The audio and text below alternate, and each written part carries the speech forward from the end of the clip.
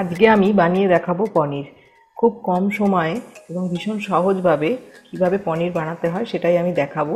চিরাচরিত যেভাবে পনির বানানো হয় সেই প্রসেসে আমি দেখাবো না, একটু অন্যরকমভাবে দেখাবো। আসুন দেখে নিই।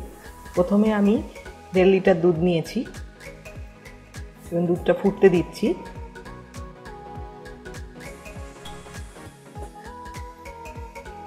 দুধে ফুট ধরে গেছে।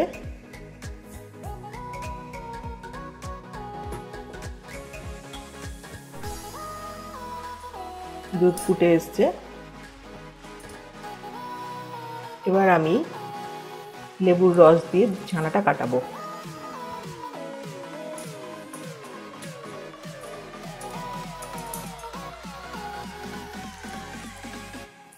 যেহেতু এখানে 1.5 লিটার দুধ আছে সেই কারণে একটু লেবুর রসটা বেশিই লাগবে।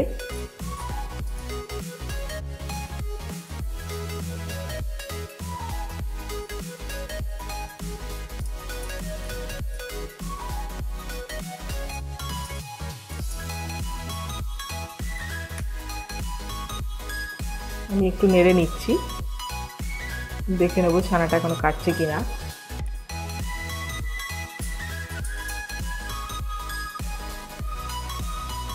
দুটো লেবু দিয়েছি আমি এখানে ছানা কাটার জন্যে, আরও বেশিও লাগতে পারে, দুধের ওপর নির্ভর করে।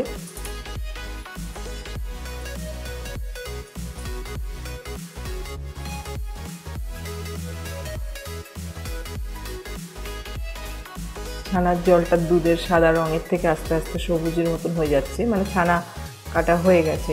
আমি দেখিয়ে দিচ্ছি, দেখুন যে জলটা বেরিয়েছে ওটা একটা হালকা সবুজ সবুজ রঙ, আর সাদা ভাব নেই, মানে ছানা কাটা হয়ে গেছে।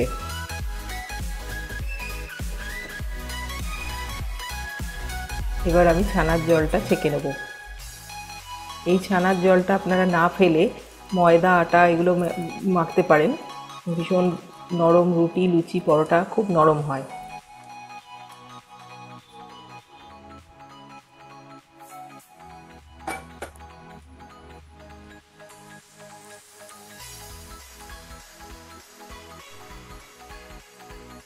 এবার আমি ঠান্ডা জল দিয়ে ছানাটা একবার ধুয়ে নেব, যাতে লেবুর গন্ধটাও না থাকে এবং ছানাটা একটু শক্ত হয়, একদম নরম ব্যাপারটা থাকে না। একটা কাপড়ে আমি ছানার জলটা নিংড়ে নিয়েছি,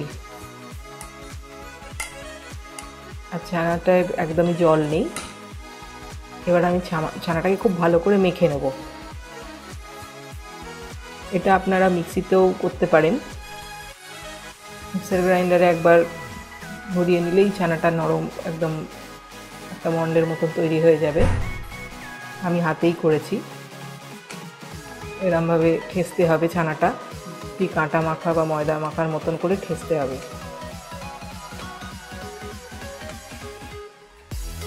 ঠেসে একদম নরম হয়ে গেছে, দেখুন একদম হাতের মুঠোর মধ্যে চলে আসছে। এইবার আমি মেন প্রসেসে আসছি। আমি একটা স্টিলের টিফিন কৌটোয় পুরো ছানাটাকে আস্তে আস্তে আমি চেপে চেপে প্রেস করে করে বসিয়ে দেবো।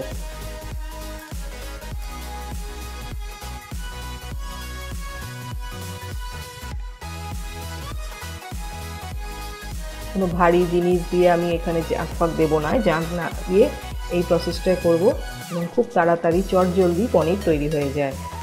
এবার আমি প্রেসার কুকারে জল দিয়ে একটা সেপারেটর বসিয়ে তার উপর টিফিন কৌটোটা বসিয়ে দিচ্ছি।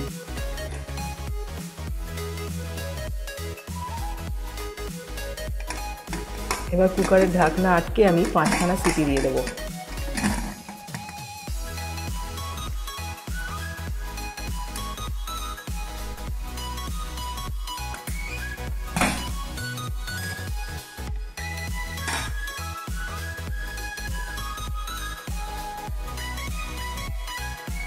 পনির আমার তৈরি হয়ে গেছে।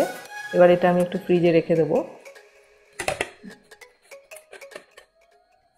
একদম দোকানের মতন পনির তৈরি হয়ে গেছে এবং খুব তাড়াতাড়ি।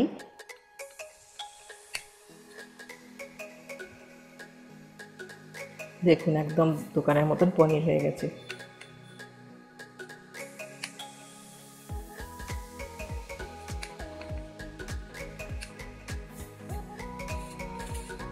খুব চটজলদি পনির বানাতে চাইলে এই প্রসেসে পনির বানান, একদম দোকানের মতনই পনির হবে।